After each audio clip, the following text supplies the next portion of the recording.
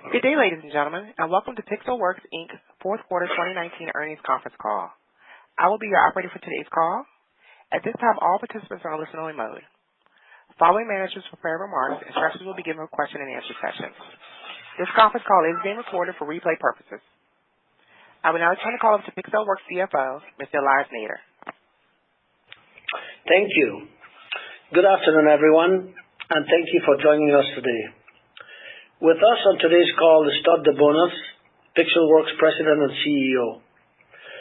The purpose of today's conference call is to supplement the information provided in Pixelworks' press release issued earlier today announcing the company's financial results for the fourth quarter and full year 2019. Before we begin, I would like to remind you that various remarks we make on this call, including those about our projected future financial results, economic and market trends, and our competitive position, constitute forward-looking statements.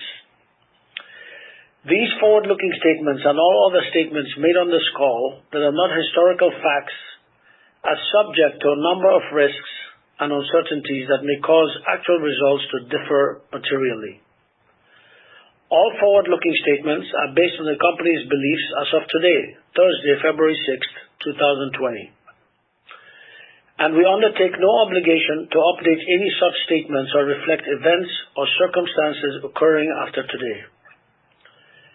Please refer to today's press release, our annual report on Form 10-K for the year ended December 31, 2018, and subsequent SEC filings for a description of factors that could cause forward-looking statements to differ materially from actual results.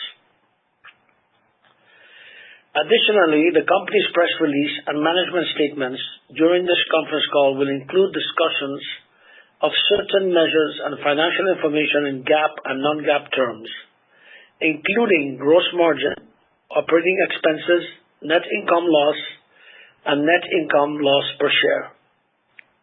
These non-GAAP measures exclude gain on sale of patents, deferred revenue, fair value adjustment, inventory step-up, and backlog amortization, amortization of acquired intangible assets, stock-based compensation expense, restructuring expenses, gain on extinguishment of convertible debt, and discount accretion on convertible debt fair value. The company uses these non-GAAP measures internally to assess our operating performance. We believe these non-GAAP measures provide a meaningful perspective on our core operating results and underlying cash flow dynamics. But we caution investors to consider these measures in addition to, not as a substitute for, nor superior to the company's consolidated financial results as presented in accordance with GAAP. Also included in the company's press release are definitions and reconciliations of GAAP to non-GAAP net income loss and GAAP net loss to adjusted EBITDA, which provide additional details. With that said, I will now turn the call over to Todd DeBonis for his opening remarks. Thank you. Thank you, Elias, and good afternoon to everyone joining us on today's call. Starting with a quick overview of our financial results for the quarter, consolidated revenue was $16 million, which was at the midpoint of our guidance. At a high level, activity within our respective end markets played out as we anticipated, with continued momentum and triple-digit growth in mobile, resulting in record mobile revenue that exceeded 20% of total revenue in the quarter. We also saw the expected decline in both projector and video delivery, as those markets worked through previously indicated inventory corrections. Gross margin and operating expenses were each within our targeted range, and adjusted loss for the quarter came in at the top end of guidance. Looking first at our digital projector business. The overall market dynamics and profile of the end market demand has remained very consistent with the commentary we provided on our third quarter conference call. As a result of broad global macroeconomic headwinds, ongoing trade tensions, and slowing growth in China, the professional projector market declined approximately 15% in 2019, according to PMA research. Combined with what we would characterize as the first quarter seasonality in the projector market, we anticipate subdued demand to extend through at least the first quarter. Also in Q1, we expect to begin ramping more meaningful shipments of our next generation SoC to our large co-development customer. As we have previously communicated, we continue to believe that this transition will happen throughout 2020. Also previously stated, projector revenues will be impacted by lower ASPs of the new SoC, but we will see overall margin improvement in our projector business as all of our customers transition to our newest SoCs. Turning to our video delivery business. As anticipated, revenue declined sequentially in the fourth quarter as a result of an inventory correction in the Japanese consumer market for consumer PVRs and set-top boxes. Consistent with what we indicated on our previous conference call, the decline in forecast and bookings we observed from our lead customer during the third quarter was a result of softer pull-through on end products by Japanese consumers. Despite this moderation in video delivery revenue during the fourth quarter related to our customers working down channel inventory, for the full year, video delivery revenue grew 23% over 2018. Outside of Japan, we saw a continuation of the renewed demand and increased shipments during the quarter of our Xcode transcoders for new OTA devices here in the U.S. As announced in late December, Pixelworks' advanced transcoding SoC provides the OTA streaming and recording capability incorporated into the recently launched AirTV2 OTA DVR. For those not familiar with AirTV, which along with Sling are wholly owned subsidiaries of Dish, the AirTV2 is a Wi-Fi enabled network tuner that delivers free local over-the-air TV channels in HD to nearly any smartphone, leading smart TVs, or streaming media devices. In addition to the unique ability to integrate these live local OTA channels into Sling's TV channel guide, the AirTV2 device allows users to watch and record live OTA broadcast channels from both inside the home and anywhere in the U.S., combined with our ongoing support of other smaller independent in-home media device customers. We generated record revenue from our OTA transcoders in the fourth quarter. Looking beyond the first quarter, we are well positioned on engagements for multiple next-generation in-home media and OTA devices.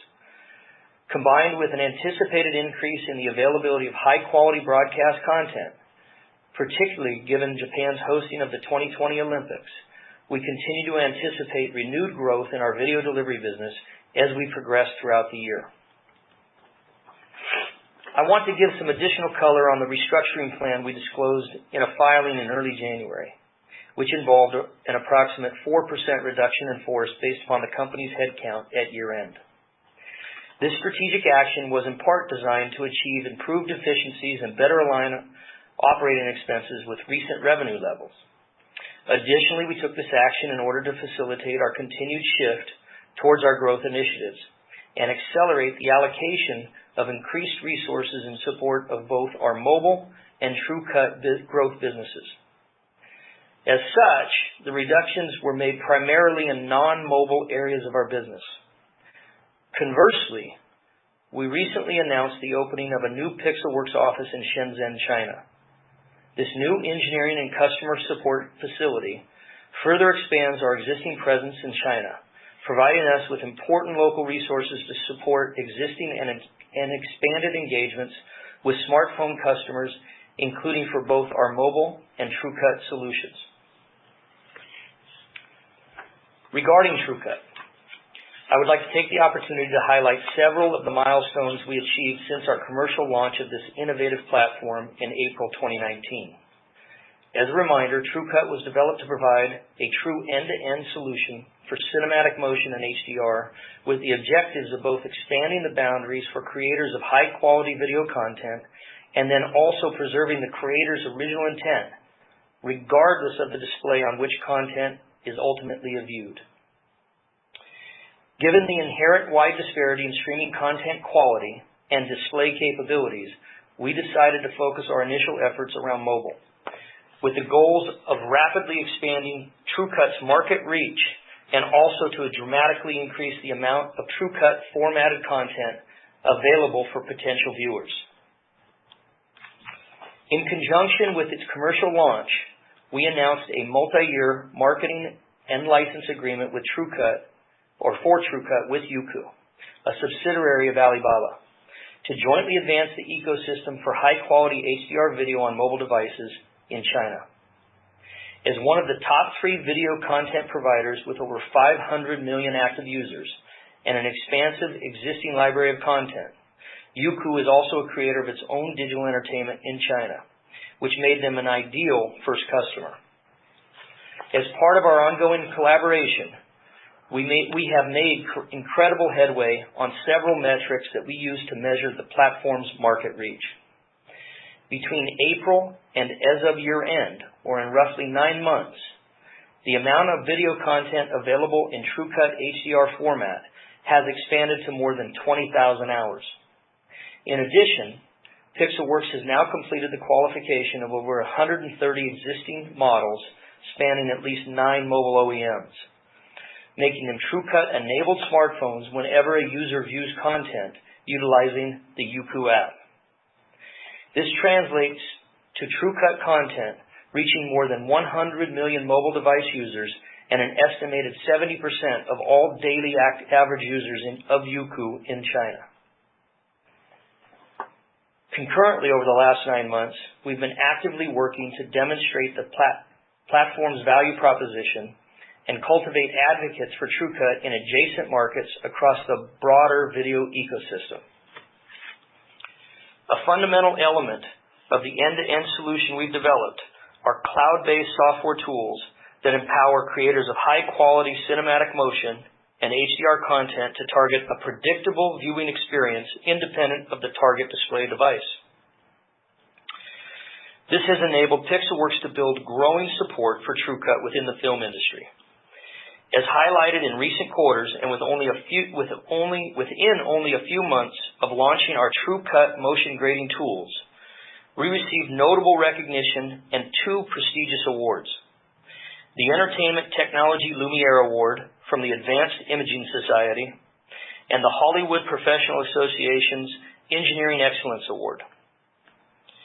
TrueCut motion rendering has been used for 4 motion picture titles released in China cinemas, and 2 additional titles leveraging TrueCut are due to be released in 48 frames per second format in the near future.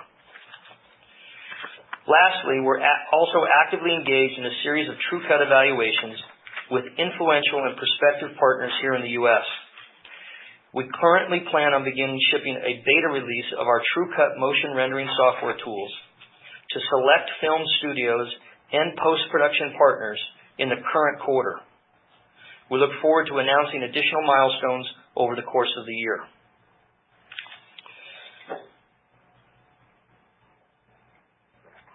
Now, looking more broadly at our mobile business, which, as a reminder, includes licensing revenue generated from TrueCut, and which we do not break out separately. For the full year, mobile revenue grew more than 170% and was driven by a combination of increased sales of our Iris solutions as well as licensing royalty revenue associated with our previously discussed TrueCut agreement with Youku. Underpinning this growth were a number of significant milestones we achieved during 2019, including the commercial introductions of both our 5th generation Iris visual processor and Soft Iris advanced display color calibration software.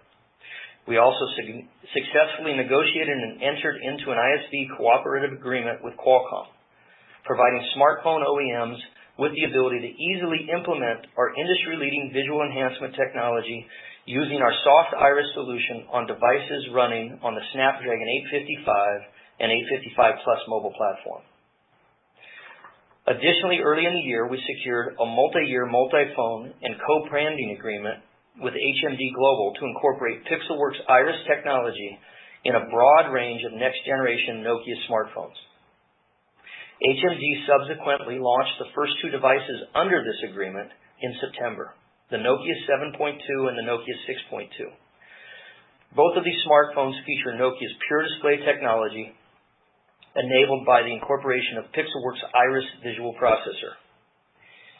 In total, during 2019, Pixelworks Iris solutions were incorporated into 6 smartphones launched across 4 different mobile OEM customers, including one new first-time OEM, TCL Communications, as well as the first implementation of our soft iris solution in a flagship gaming phone, the Asus ROG2. Specific to the fourth quarter, mobile revenue, which was comprised almost entirely of sales of our iris visual processors, increased 140% sequentially and by more than 400% year over year. As mentioned in my opening remarks, our record mobile business represented 24% of total revenue, and it was also the 9th consecutive quarter of year-over-year growth. Since year-end, we've entered into 2 new publicly announced collaboration agreements with customers to incorporate Pixelworks' leading visual processing and display enhancement technology in multiple planned next-generation devices. The first of which was CoolPad, which we announced in conjunction with their participation at the Consumer Electronics Show, their intent to launch the first of multiple new products later this year that leverage Pixelworks' industry-leading SDR to HDR conversion, HDR tone mapping, and contrast enhancement solutions. Then, most recently, we announced the signing of a multi-year collaboration agreement with Oppo Group for the development and integration of advanced display and visual processing solutions. While this customer is the lead Tier 1 OEM that we made reference to last quarter, I want to emphasize that this collaboration agreement represents a significant milestone in the scope of our engagement with Oppo. In addition to closely collaborating for the last 8 months on a series of upcoming programs, we are also working together to align and shape our respective product roadmaps. As indicated in the announcement, we anticipate the first in a series of smartphones derived from this collaboration to be launched in the first half of this year. We are obviously excited about working closely with Oppo to raise the bar on visual and display experience in the next generation 5G smartphones. Having said that, I want to acknowledge and thank our Pixelworks team in China, who have been closely working with Oppo's engineering team while simultaneously advancing engagements with numerous other existing and new smartphone customers. As a result, our current pipeline of customer commitments to incorporate one or more of our iris solutions in their next generation devices is at an all-time high. Following the recent launches of 5G service throughout the globe, we are seeing numerous OEMs adopting advanced mobile displays in order to couple the expanded capabilities of 5G with the ability to deliver premium video and enhanced gaming experiences. While the visual appeal of these advanced high-performance displays is extremely compelling, they also present new challenges due to higher frame rates, higher pixel count, and wider color gamut capabilities. Our iris solutions were specifically designed to not only overcome these hurdles, but to fully optimize and take advantage of the superior performance capabilities offered by advanced displays. As a result, the value proposition of our mobile solutions is gaining strength, and Pixelworks is increasingly recognized as having the enabling technology and expertise to help a number of smartphone OEMs achieve the desired and highly differentiated performance on their next generation devices. To help quantify the pipeline for our mobile visual processing engagements, in the first half of 2020, we expect to announce wins on approximately 12 models across 7 different mobile customers, 3 of which are first-time customers, including Oppo. Again, these are all devices with planned launches during the first half of this year, and collectively they represent multiple flagships and mid-tier smartphones in addition to several high-end gaming phones. We also expect additional launches in the second half of the year. Regarding the recent coronavirus outbreak, we have taken necessary precautions to ensure the safety of our employees and adhere to the respective provincial government policies in both Shanghai and Shenzhen. This includes extending the lunar holiday through February 9th and resuming work in our offices on February 10th. although some employees have resumed work from home this week supporting critical projects. We have also issued a near-term hold on work-related travel into and out of China. Our supply chain is currently uninterrupted, and we have ample inventory to meet Q1 customer demand. Many of our customers have also resumed work from their homes and plan on returning to their offices as of February 10th. Some flexibility on venue and timing of planned Q1 product launches has been required by our customers, but as of now, we have seen no cancellation. Our management team is monitoring the situation closely, and we will adapt to changes if and when they come. In closing, the progress made over the last 6 months continues to validate our strategy and ability to achieve our ultimate objective of transforming Pixelworks into a mobile-centric growth company. Although the impact of the prolonged inventory corrections in our projector and video delivery markets are contributing to lower guidance for the first quarter and a disappointingly slow start to the year on a consolidated level, we don't believe the current conditions in either of these markets are permanent. In fact, we anticipate both of these businesses to show improvement by the middle of this year. That said, our highest priority will remain focused on successful execution on our growing number of mobile engagements and mobile growth initiatives, including achievement of relevant milestones on our TrueCut platform. Specific to mobile revenue in the first quarter, we expect to maintain the trend of consecutive year-over-year growth. Looking further out, the trajectory of our mobile business in the second half of 2020 will largely depend on the reception of our technology in customers' devices that are launched in the first half of the year. However, our goal continues to be for our mobile business to contribute 50% or more of total revenue by Q4 of this year. With that, I'll turn the call over to Elias for a review of the fourth quarter financials, as well as more detailed guidance on expectations for the first quarter. Thank you, Todd.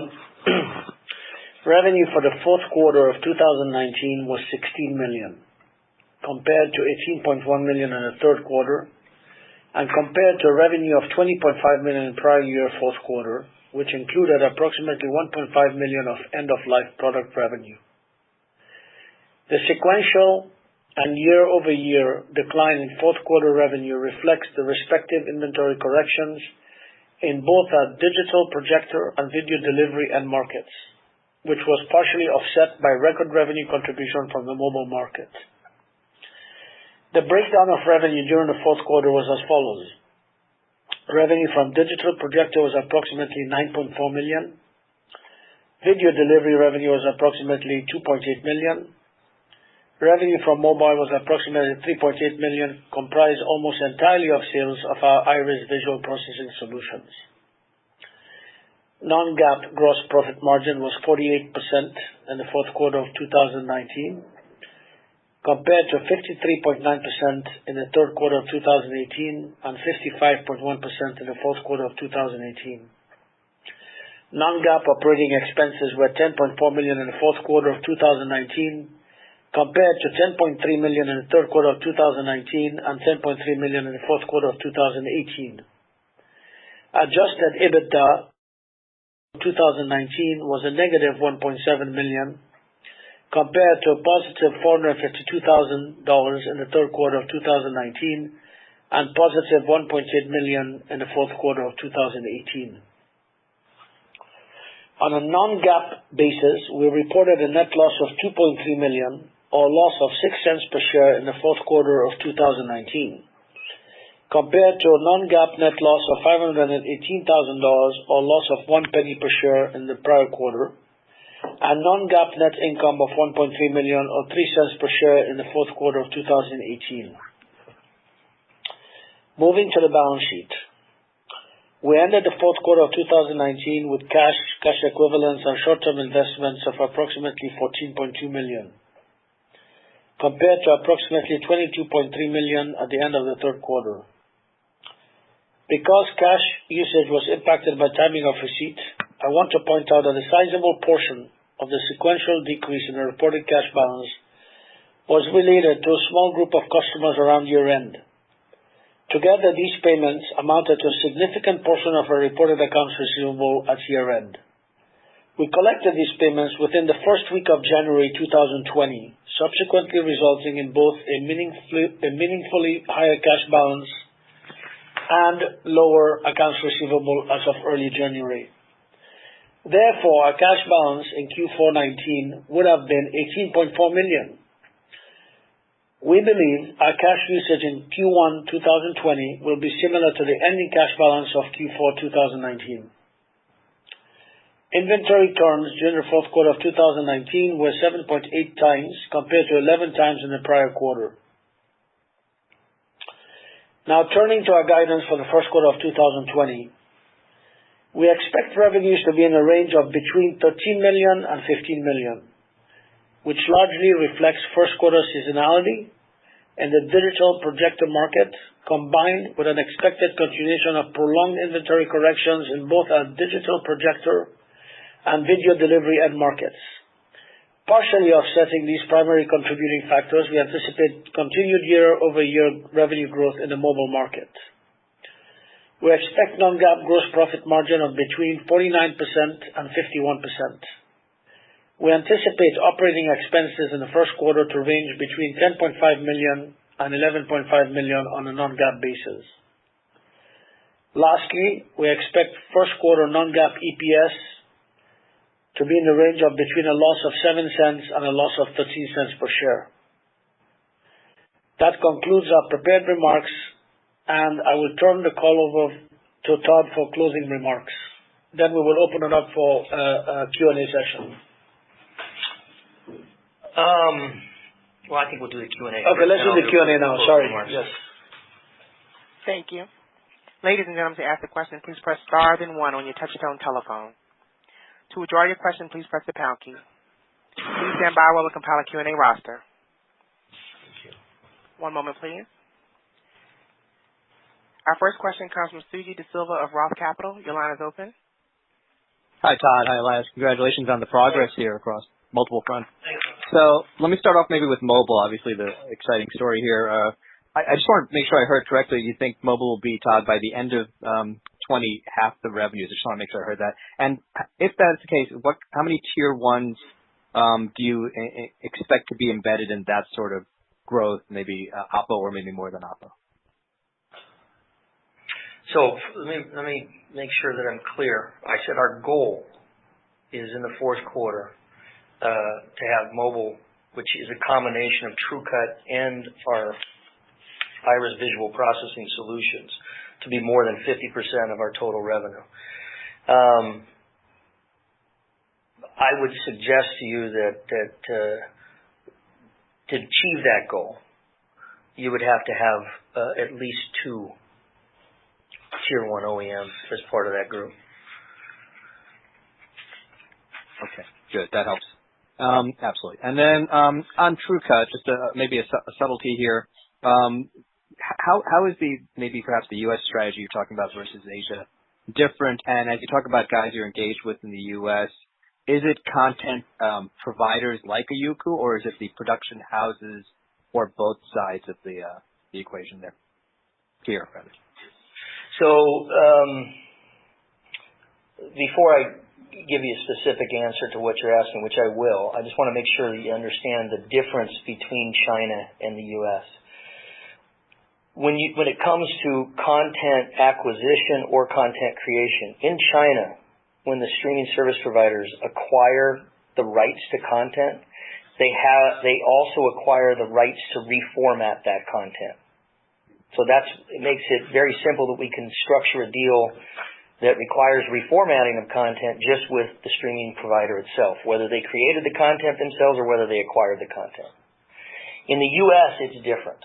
In the U.S., most of the creators of content do not release the reformatting rights to the streaming providers when they license them that content. That requires a new license.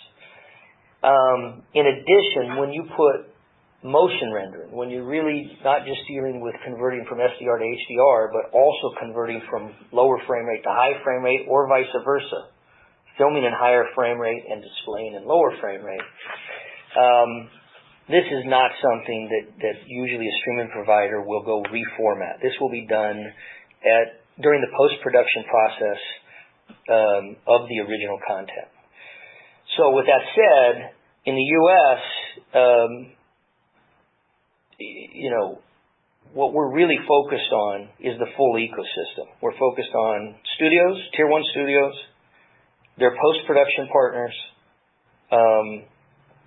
the creative directors, and then, in addition, the streaming platform providers, and then finally, the devices that that content would be streamed to, mobile, TVs, cinema.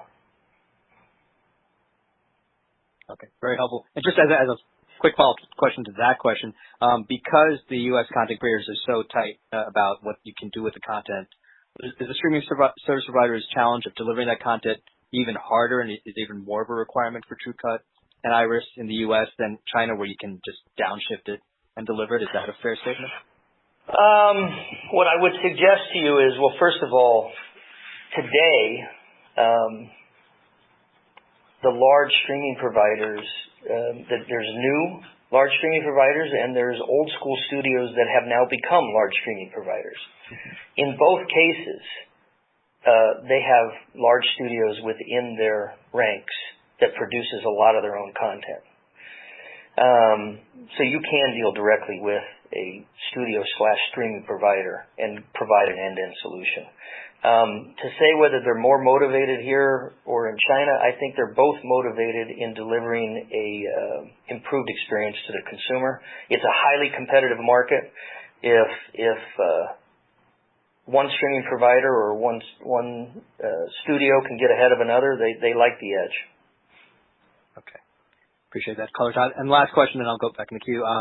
Two segments here, projector in Japan and the video delivery, both recovering. I'm curious where the run rates will fall out, in your opinion, versus, say, where they were in 18, average or peak. And, I guess the moving parts in projector or the SoC ASP versus prior. And in Japan, it's kind of rebuilding from the initial ramp. So any thoughts there on how the run rates might fall out in 20 versus, where they have been in 18 would be helpful. Thanks. So we expect growth overall in the video delivery business from 2018, although with a slow start this year, let's call it modest growth. For digital projector, the market itself will not achieve it's down a good 15 to 18% of units shipped. And this is all the professional market, including DOP. We don't really serve the DOP market much. The DOP market actually had the largest market loss within the segment this year in the professional projector market.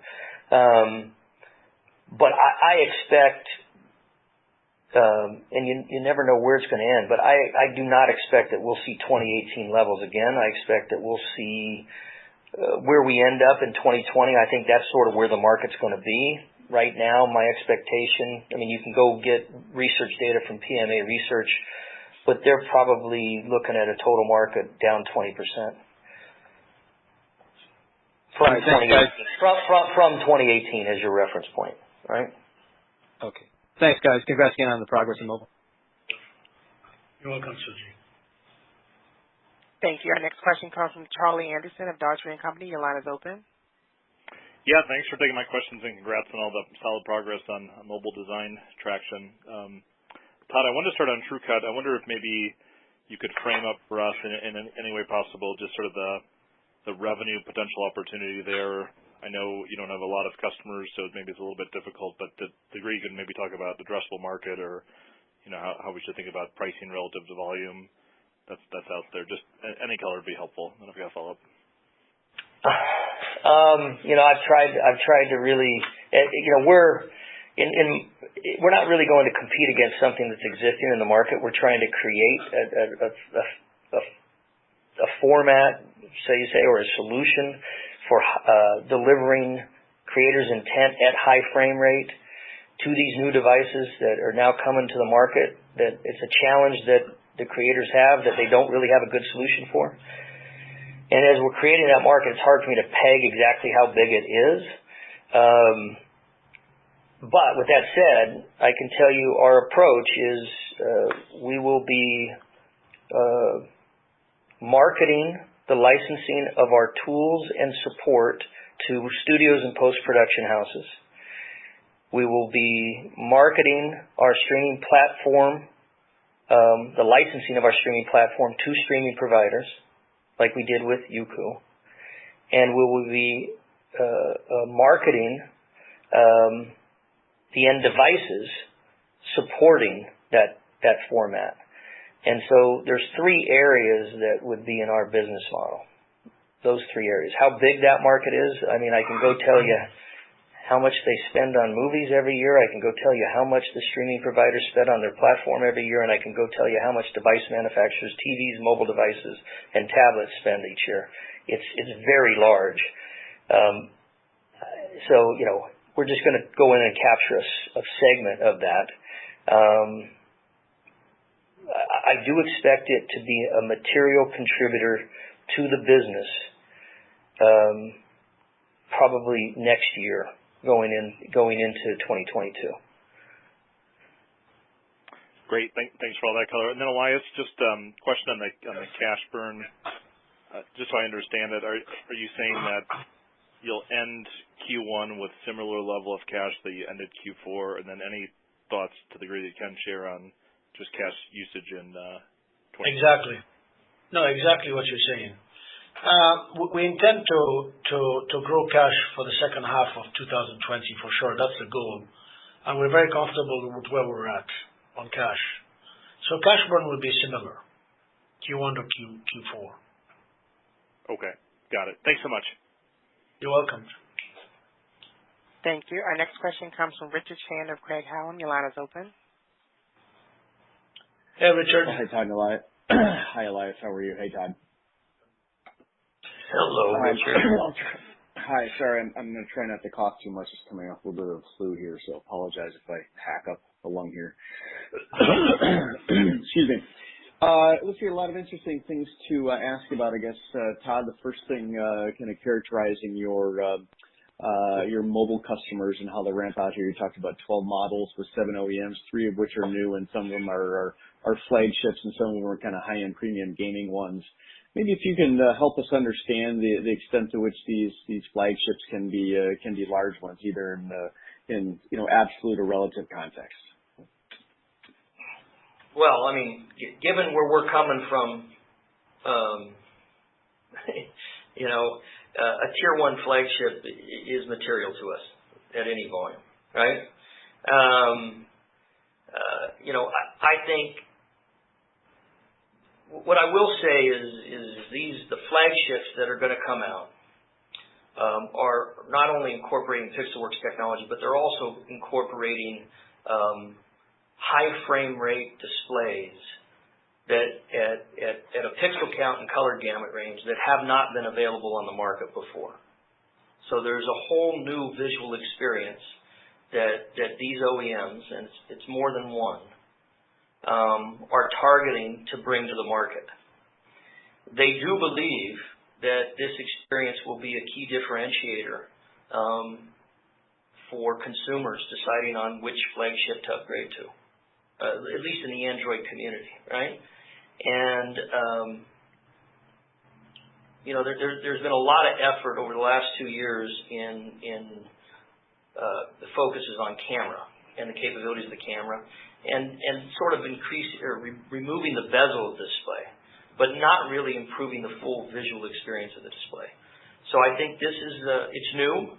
Collectively, we're working with the OEMs to market these features, and you'll see how that goes shortly. We clearly anticipate a material increase in revenue in 2020 versus 2019 for mobile. It's going to be highly dependent on how these models, as they launch, are received in the market. Some of them are targeting China, Southeast Asia. Some of them are targeting the international market, including the U.S. carriers.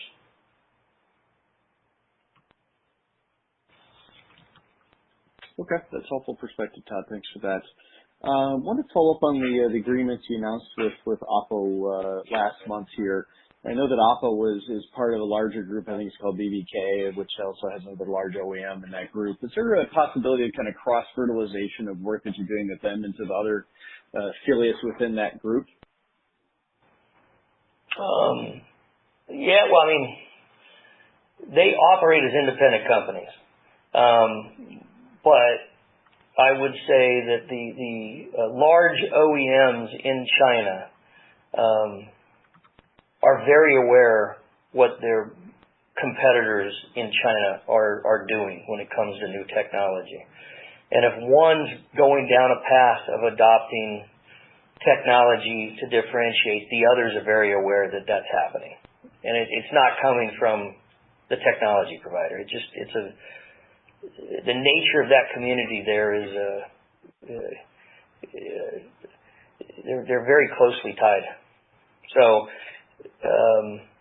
there's no corporate.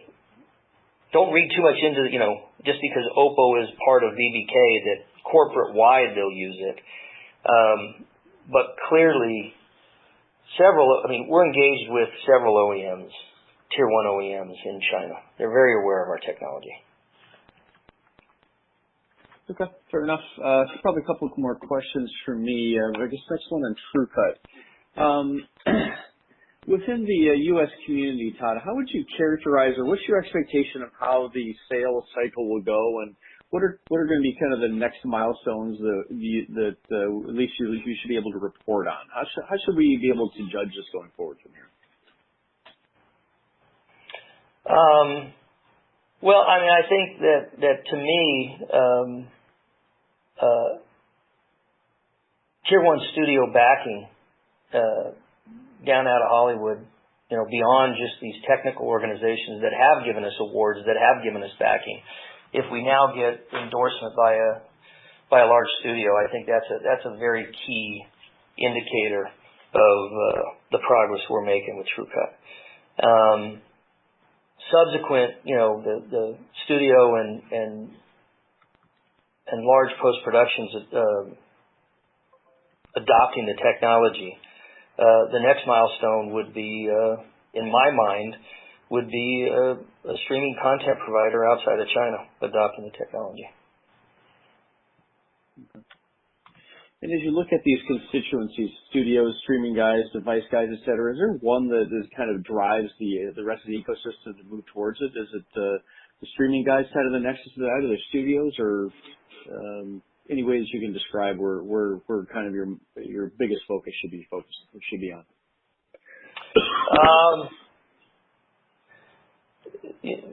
From what this is somewhat new to me, but I've been spending a lot of time and energy on it recently.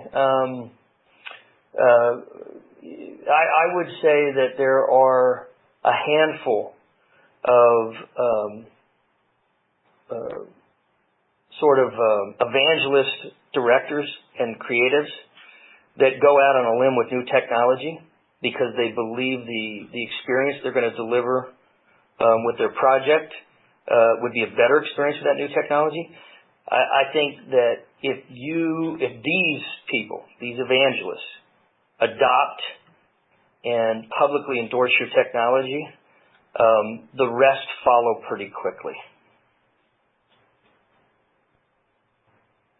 Okay, fair enough. Last question, financial one for Elias. You just reported a quarter of, I think 48% gross margins, and you're now guiding for 49 to 51, if I remember correctly. Yes, 49 to 51. And we have lower revenues, and I imagine a little bit higher contribution from mobile, which seems, it seems to be going contrary to the mix here. I wonder if you could help us understand and bridge the difference here. Is this we're getting mobile gross margins improving more than you've had in the past, or any way you can help us bridge that, please? Well, it will improve because our expectation is that it's not going to stay at these levels of 48 to 49%. We are looking at a huge improvement for the whole year. But the mixture of Q4, of Q1, the way we're looking at it is, of course, contributing to these ranges we're giving you, which is 49 to 51. But for the whole year, there'll be an improvement, and we're very comfortable with that. Okay, fair enough. That's all the questions from me, guys. Thank you. Sure. Thank you, Richard. Thank you. Our next question comes from Jason Schmidt of Lake Street. Your line is open. Hey, guys. Thanks for taking my questions. Todd, when you look at your mobile pipeline, are you seeing more interest on the chip side or the soft iris side or a combination? Soft iris is a very small subset of the features of what our chips deliver, right? But it does one thing really well. It does a couple of things, but it does one thing really well, and that is device calibration. So you can do unit by unit calibration at the manufacturing line in a very low test time. In fact, I think we were a third of what the competing way to do it was and more accurate. So if somebody wants to just calibrate their phone and isn't interested in the other features, they could have a high interest, or they want to do tone mapping.